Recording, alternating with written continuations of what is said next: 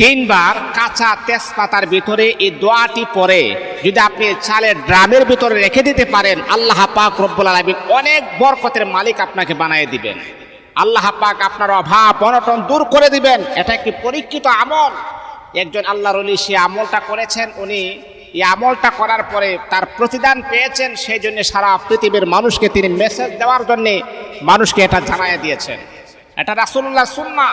আপনি যতটুকু জানেন ততটুকু মানুষকে আপনি জানাইয়া দিবেন। আমার রাসূলের আদর্শ হচ্ছে এমন, সাহাবায়ে কেরামকে বলেছিলেন, সাহাবিয়া আমি তোমাদের কাছে যে মেসেজগুলো দিচ্ছি সেইগুলাকে পরবর্তী প্রজন্মের মানুষ যারা জানে না তাদেরকে তোমরা অবশ্যই জানাইয়া দিবা। এই জন্য মুসলমান বন্ধুগণ, যদি আপনি আপনার ঘরের ভিতরে বরকত আনতে চান তাহলে সেই আমলটা আপনি করবেন, তাহলে আপনি ফজিলত পেয়ে যাবেন, তার মাকাম পেয়ে যাবেন। আপনি তিনবার তেজপাতার বাদে এই দোয়াটা আপনি পড়বেন। বিসমিল্লাহ সহ সূরা ফাতিহা আপনি পড়বেন। আলহামদুলিল্লাহি রাব্বিল আলামিন। সূরা ফাতিহা আপনি একবার পড়বেন। সূরা ফাতিহা একবার পড়ার পরে কাঁচা তেজপাতার আপনি হাতে নেবেন। হাতে নেওয়ার পরে তার মধ্যে একটা দম করবেন, একটা ফু দিবেন। তারপর আপনি পড়বেন সুবহানাল্লাহি ওয়া বিহামদিহি আস্তাগফিরুল্লাহ। এই দোয়াটা আপনি তিনবার পড়বেন। তিনবার পড়ার পরে এই তেজপাতার মাঝে আপনি ফু দিবেন। যখন আপনি এই দোয়াটা আপনি তিনবার পড়ার পরে যখন আপনি ফু দিবেন, তারপরে সূরাতুল ইখলাস আপনি তিনবার পড়বেন।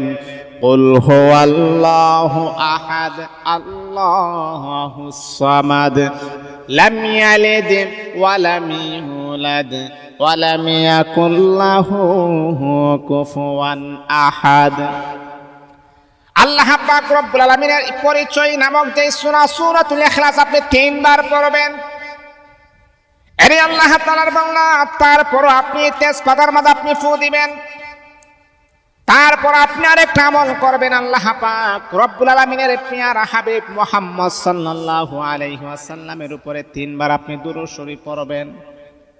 এমন করে করে যখন আপনি আমল করার পরে যখন কাঁচা তেজপাতার মাঝে আপনি ফু দিয়ে তার চালের ড্রামের ভিতরে আপনি রেখে দিবেন, আল্লাহ পাক রব্বুল আলামিন গোটা ঘরের ভিতরে আমার আল্লাহ বরকত নাজিল করে দিবেন। বিশ্বাস রাখতে হবে আল্লাহ পাকের উপরে, ইয়াকিন রাখতে হবে আল্লাহ পাকের উপরে। মুসলমান বন্ধুগণ, যেহেতু একজন আল্লাহ পাকের পিয়ারা বান্দা সেই ফজিলত পেয়েছেন, অবশ্যই তার ভিতরে অবশ্যই ফজিলত রয়েছে। আমরা বিশ্বাস করি, আমরা ওলিদেরকে বিশ্বাস করি। আর ওলিরা হচ্ছে এমন যাদের কথা আল্লাহ পাক কোরআনে বলেছেন, আলা ইন্না আউলিয়া আল্লাহ লা খাউফুন আলাইহিম ওয়ালা হুম ইয়াহজানুন।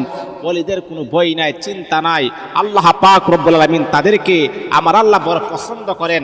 আর আল্লাহ পাকের পছন্দনীয় বান্দারা যেহেতু এমন কথা বলেছেন, অবশ্যই যদি আমরা আমল করতে পারি আর আল্লাহ পাকের উপরে দৃঢ় বিশ্বাস রেখে সে আমলটা যদি আমরা জাস্টিফাই করতে পারি, অবশ্যই তার ফজিলত আমরা পেয়ে যাব ইনশাআল্লাহ।